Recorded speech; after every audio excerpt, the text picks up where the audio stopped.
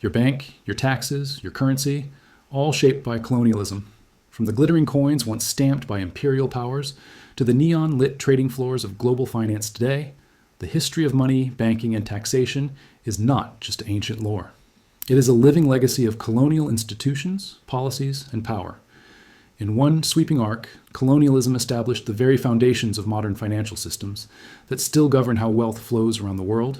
Picture sweeping trade route maps, ships leaving ports in Asia, Africa, and the Americas laden with raw resources, routes snaking towards Europe, then back again, laden with manufactured goods, debt, and calculated profit.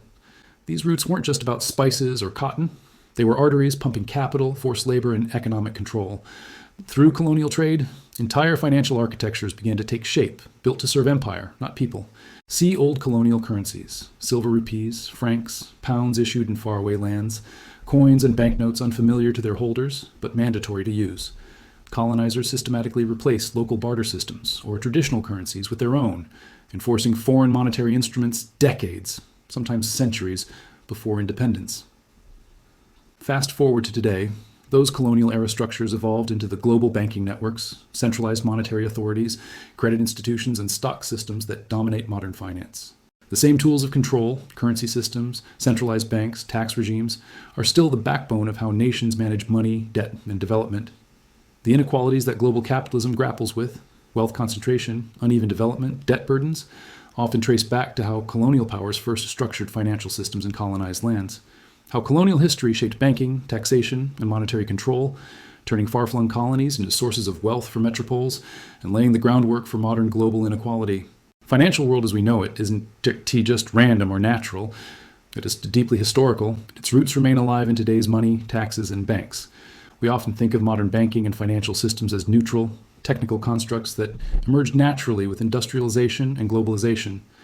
Yet rarely do we pause to consider that many of these systems originated in colonial contexts, designed not for the welfare of local people, but to extract wealth for imperial powers.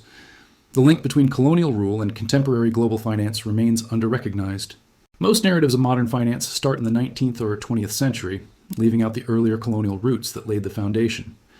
This omission is significant because it helps explain why some nations became prosperous while others continue to struggle. Under colonial rule, resources, labor capital, and economic advantage systematically flowed from colonized territories to colonial powers. That transfer included not just raw materials, but institutional infrastructures, taxation, monetary control, banking networks, engineered to favor extraction and wealth concentration in the metropolis. Even after independence, many former colonies inherited financial frameworks unsuited to inclusive development. As a result, inequality persisted, both within former colonies and between developed and developing nations. Global inequality statistics today, such as the concentration of wealth among a tiny fraction and wide disparities in GDP per capita across regions, are not merely the result of recent policy failures or economic mismanagement. They are deeply rooted in centuries-old structures of power and extraction. Understanding modern financial systems through the lens of colonial history changes how we view wealth, inequality, and institutional design. It sheds light on why some economies remain underdeveloped despite decades of independence, and why financial reforms are often harder than they appear, because they attempt to alter frameworks originally built to concentrate wealth, not distribute it. Long before our modern banks and stock exchanges, European imperial ambitions gave birth to a new financial model, one built around global trade, shared risk, and pooled capital. The seeds of modern finance sprouted from companies like the Dutch East India Company, VOC, and the British East India Company, EIC, which pioneered early corporate finance in service of trade across continents. The Dutch East India Company was chartered in 1602 and became the first company in the world to issue publicly tradable shares. Any citizen of the Dutch Republic could buy shares, spreading both the risk and the potential reward of dangerous long-distance sea voyages and highly speculative trade. This innovation let VOC raise far more capital than a single merchant or small group could muster, forming the basis of large-scale cross-continental trade operations, something previously impossible under older models, where individuals financed single voyages at their own peril.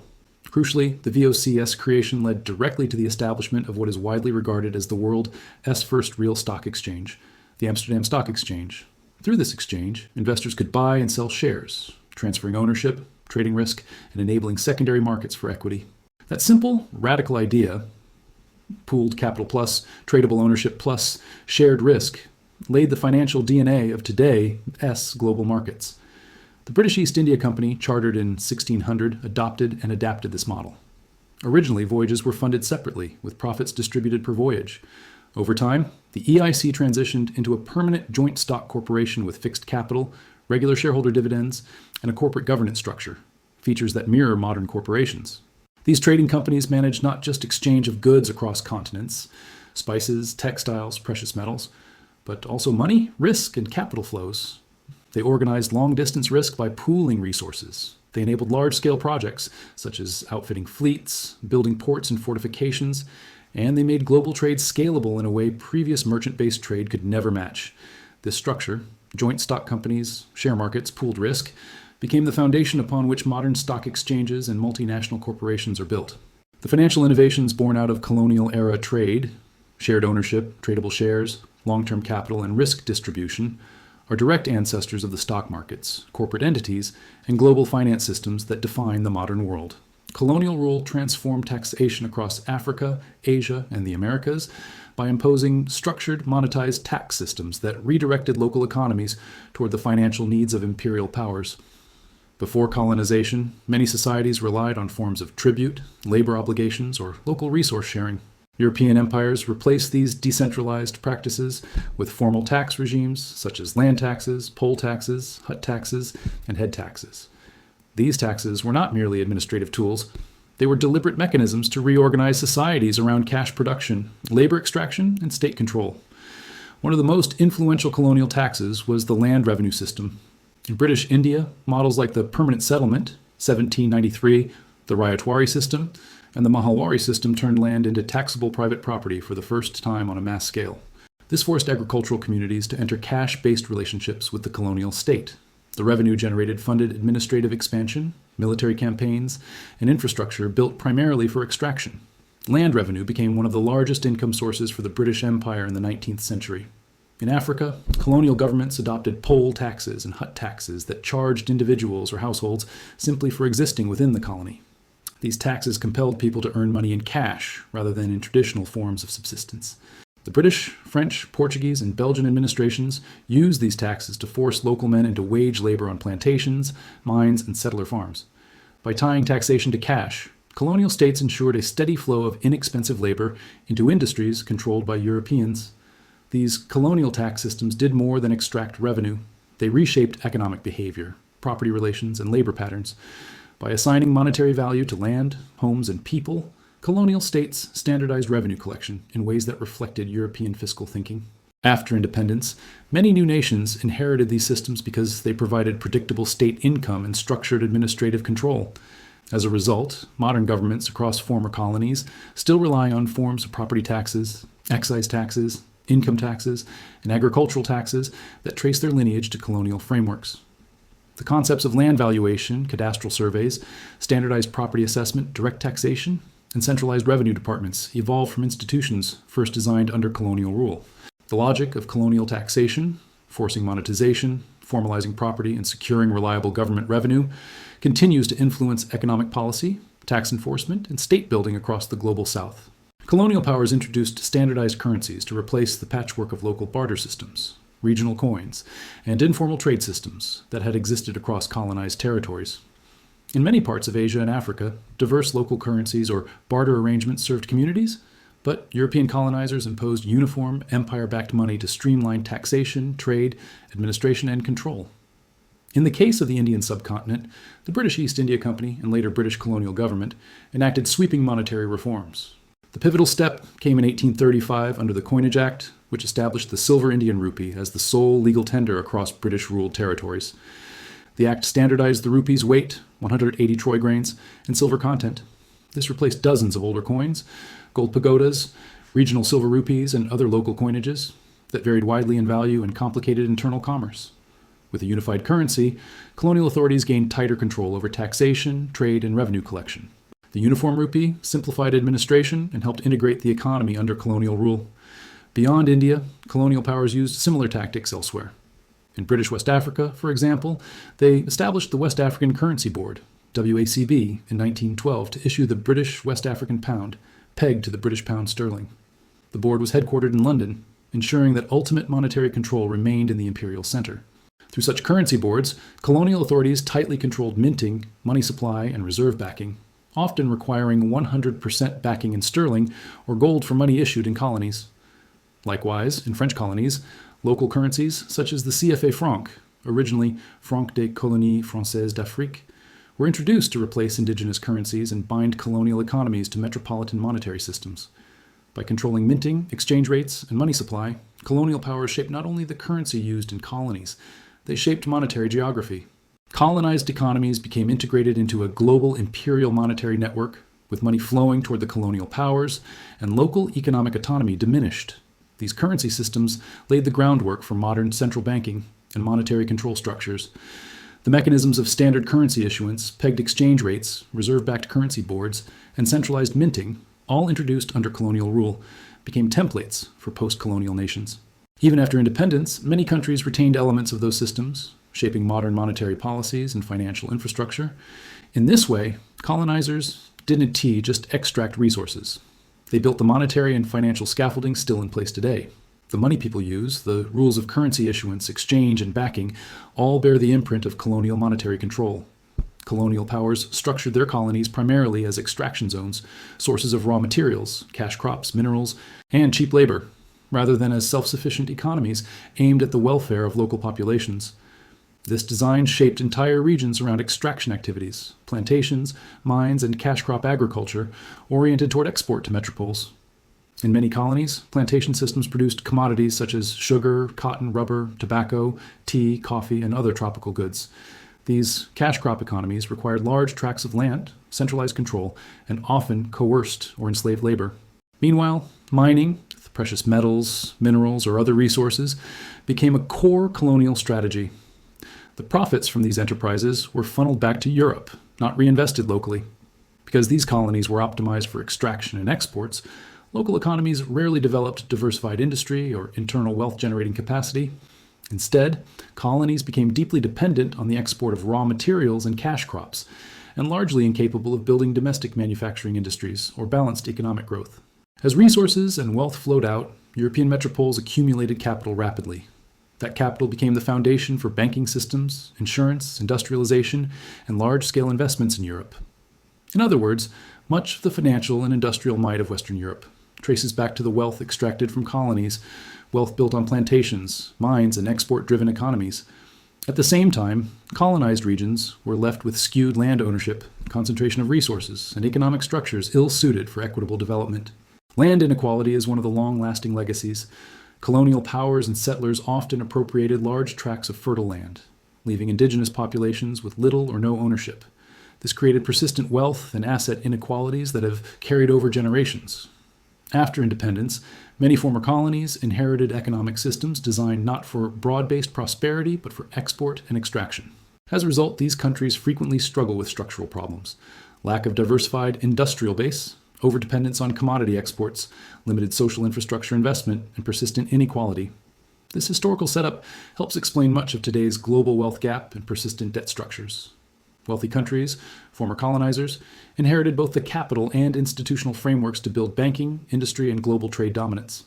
Former colonies, deprived of diversified economic foundations, often remained dependent on exporting raw materials while facing unequal terms, debt burdens, and limited capacity for upward mobility. Ultimately, the extractive economies of colonial times laid the financial, industrial, and capital foundations of modern wealthy nations, while structuring enduring inequalities that continue to shape global development, debt relationships, and wealth distribution today. Colonial powers built railways, ports, telegraph lines, roads, and other infrastructure primarily to extract resources, rather than to develop local economies. These transport and communication networks connected resource-rich interior regions to coastal ports, facilitating the flow of raw materials to the colonizers, not equitable regional development. In colonial India, for example, the railways were constructed largely to move raw materials such as cotton, jute, coal, and agricultural produce from the hinterlands to key ports like Bombay, Mumbai, Calcutta, Kolkata, and Madras, Chennai for export. These railways often followed routes dictated by resource locations, mines, plantations, agrarian districts, rather than by needs of local mobility or balanced regional connectivity. ports were expanded or newly built to accommodate large ships and heavy export traffic. In India, ports such as those in Bombay, Calcutta, and Madras became central export gateways for raw materials extracted inland. The design and placement of these harbors reflected colonial priorities, getting resources out and manufactured goods in, rather than integrating local markets or connecting rural populations.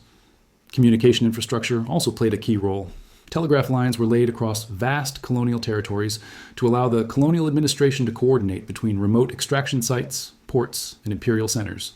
This rapid communication facilitated timely export, control of supply chains, movement of troops, and management of colonial goods, all aligned with extraction and imperial control.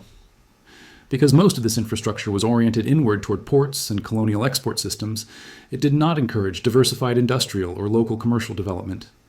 In many colonies, peripheral regions remained poorly connected to markets, except via export-oriented routes, limiting opportunities for local industry, internal trade, or equitable development. Over time, these colonial infrastructure networks, railways, ports, telegraph lines, became the backbone of modern financial and commercial systems. Once in place, they structured trade routes, supply chains, and logistics in a way that continues to influence global commerce today. Many former colonies still rely on port-oriented export economies, and their transport networks reflect the original extractive design rather than a balanced domestic connectivity. Maps of old colonial infrastructure still align with modern trade corridors and shipping routes.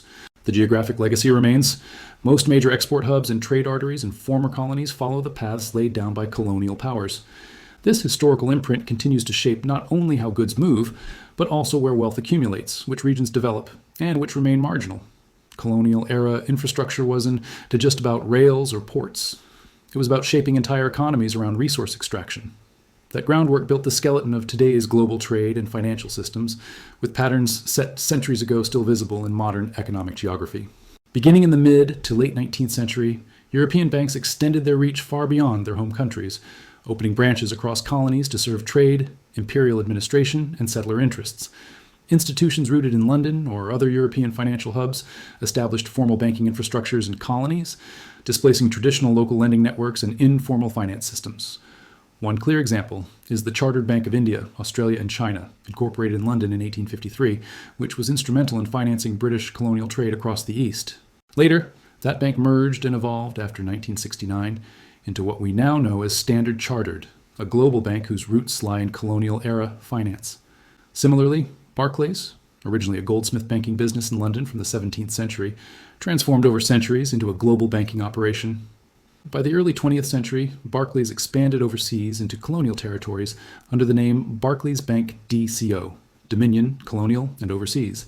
Through these banks, formal banking systems, deposits, lending, currency conversion, trade finance, became available in colonies, albeit primarily to imperial agents, settlers, and foreign businesses, not to local populations.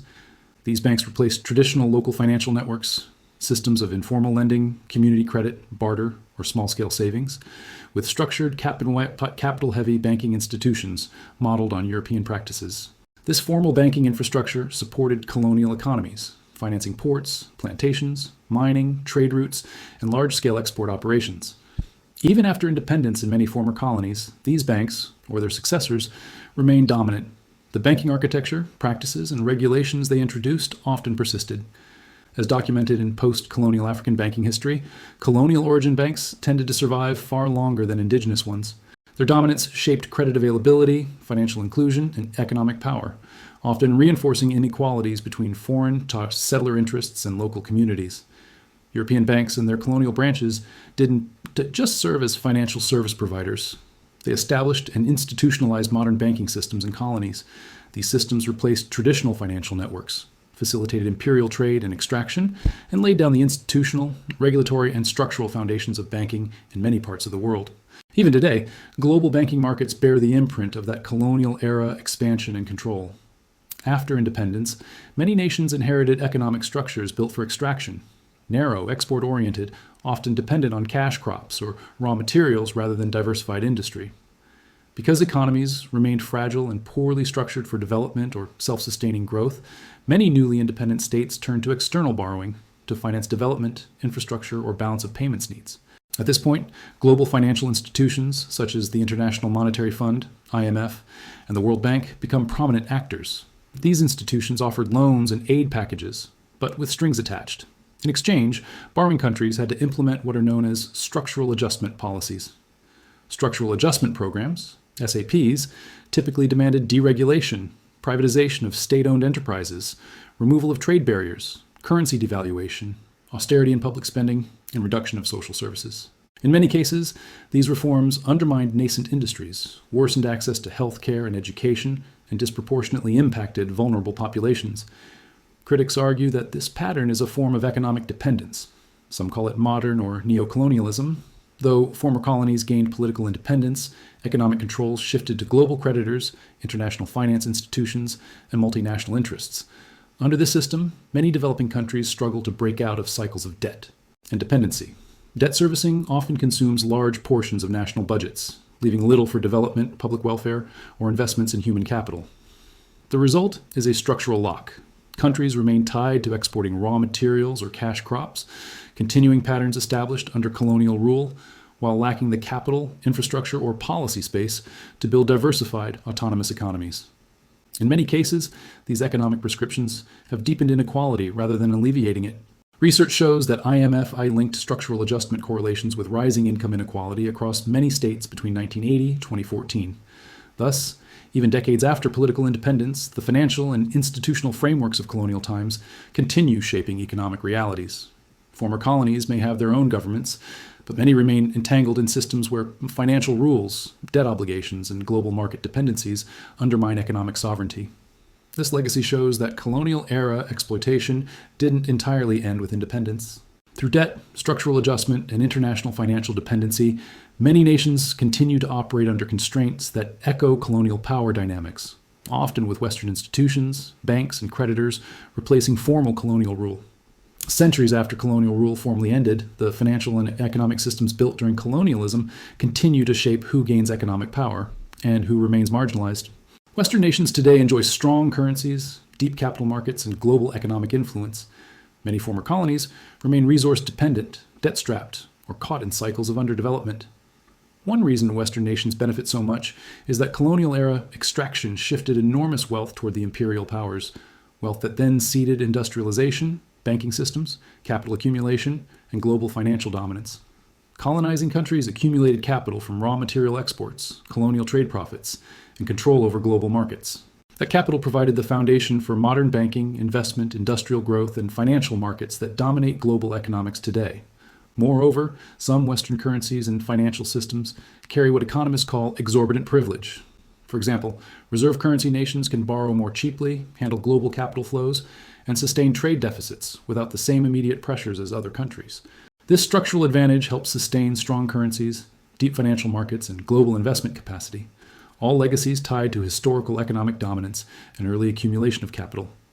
In contrast, many former colonies find themselves locked into economic patterns established under colonial rule. During colonial times, local economies were restructured around extraction, exporting raw materials, cash crops, or resources with little incentive to develop manufacturing, diversify economies, or build broad-based capital. After independence, these countries inherited economic systems optimized for extraction and export, not for self-sufficient economic diversification or industrialization. As a result, many ex-colonies remain dependent on primary commodity exports, which makes them vulnerable to global price fluctuations and economic shocks. Their domestic industries, manufacturing bases, and capital markets remain underdeveloped or fragile. This limits opportunities for wealth creation, stable employment, and economic growth. The global financial architecture, shaped by colonial-era institutions and later reinforced by global capital flows, has helped sustain this division between winners, those with strong economies and capital markets, and losers, those trapped by structural constraints and historical dependencies. The legacy of colonial financial systems continues to influence global inequality. Western nations benefit from centuries-long capital accumulation, financial infrastructure, and currency dominance. Many former colonies continue to struggle with dependence on resource exports, weak economic diversification, debt vulnerability, and limited access to deep financial markets. The winners and losers in today's global economy often reflect patterns laid down during colonial rule. Understanding the historical roots of modern financial systems is essential because financial policies are not neutral or purely technical. They are deeply influenced by history. Modern institutions, Monetary frameworks and global economic rules did not arise in isolation. They evolved from colonial-era systems designed for extraction, control, and the accumulation of wealth by imperial powers. Recognizing the colonial roots of finance helps explain persistent global inequalities. Why do some nations have strong currencies and deep capital markets, while others struggle with debt and resource dependence? Why do global trade imbalances consistently favor wealthier nations? These patterns are not accidents. They are the legacy of centuries in which colonial powers structured economies, banking, taxation, and trade to serve their own interests. Trade policies, investment flows, and debt relationships today often replicate structures first established under colonial rule. Developing nations frequently remain constrained by export-oriented economies, debt servicing, and limited access to capital markets. The rules of international finance, from interest rates to currency policies, have been shaped to favor those who historically controlled global wealth. By studying history, we gain insight into why current systems operate as they do and why certain economic disparities persist. This understanding equips policymakers, scholars, and citizens to identify structural inequalities and consider reforms grounded in context rather than assumptions of neutrality.